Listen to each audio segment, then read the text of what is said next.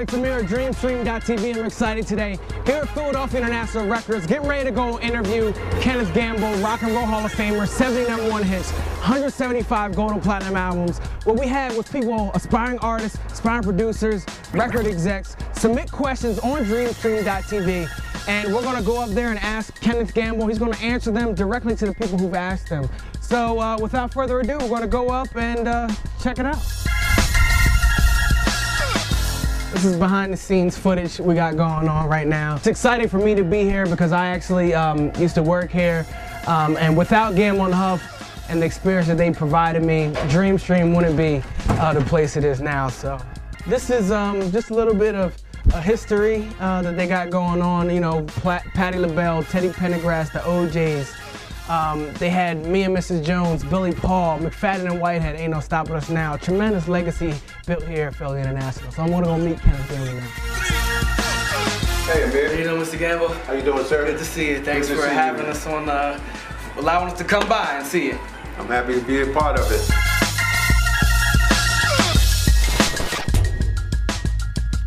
We had people from the DreamStream community submit questions, aspiring artists, producers, record execs, and we had various questions come in, and as you, the expert, we're just going to have you answer a couple questions if that's all right. Okay, I'll do the best I can. And the first question we have is to Steve Pina from Woodbury, New Jersey, and what he's asking is, who and what songs were your most memorable to work with and create? I'm sure you have thousands of epic stories and tales.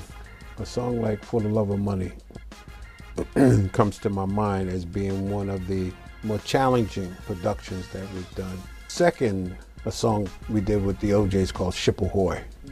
The mixing and the balancing of the song makes the difference between a hit and a classic. Well, with that being said, we'll go to the next question. And this guy, his name is Mike Nappy, and he is from Westchester, PA, and he actually submitted a video. My question for you is, before you really landed your stability and credibility in the industry when you first started, did you reach a point where you knew you had the skills to achieve and then had to rely on nothing else but persistence and faith that you were following your right instincts? Well, you know, I always had a great desire. And I think that, because you never really know, you know, from one song to the next, you know, which song is really going to be a hit. And between Huff and myself together, we had a commitment to our craft. So I pursued my education, always had at least one, maybe two jobs. And so that allowed the music to become something that I loved and not something that was a burden for me. Never put a lot of pressure on your dreams, but always pursue your dreams, but keep reality in focus at all times. And the reality is food, clothing, and shelter. You must have a plan A, B, C, and maybe a plan D. The UK sent in a question, and his name is Tyler Smith from the UK, and he says, Gamble and Huff are incredible. At what point in your professional career did you realize that your dream may really come true? Was it after your first hit, your first recording? I realized that everything was true when I got my first royalty check. And I saw a few dollars coming in, and I couldn't believe it. Could not believe that I was actually making money off my songs. Do you think people nowadays, they don't take the time, one, to perfect their craft and then learn the business side of music? I think you do a detriment to yourself either way. If you don't try to build your craft, you know, and take criticism well, because that's one of the things that I used to always look for. You know better, you do better. If you don't know any better, you know, that's when you make a lot of mistakes. DC1 from Philadelphia, what specific motivating factors did you use to keep your passion and work ethic strong? Well, what kept me going and Huff and myself was competition. Very competitive. You have to know what you want to hear. We wanted to hear something different. We were like a team, and we used to meet all the time.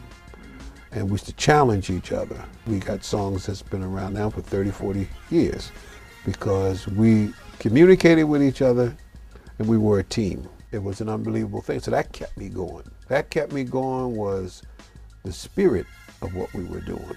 The next question is another video question. What were some of the sacrifices that you guys had to go through to continue producing and songwriting? I don't look at it as a sacrifice, but you know, when a lot of people were having fun, you know, going to parties, and we were working. We were in the studio, we were writing songs, and that consumed probably 90% of my thinking time. And so in closing, what advice would you give somebody who has a dream, but they're kind of on the brink of, you know, giving up? I always used to say that the day that you give up, that's the day you're going to make it.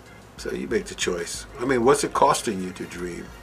That's the most fulfilling part of life, is to be able to dream. What's it costing you? That's why you go get a job, you go and you modify your spending so that you're not in need of money. You're not putting a burden on your dream.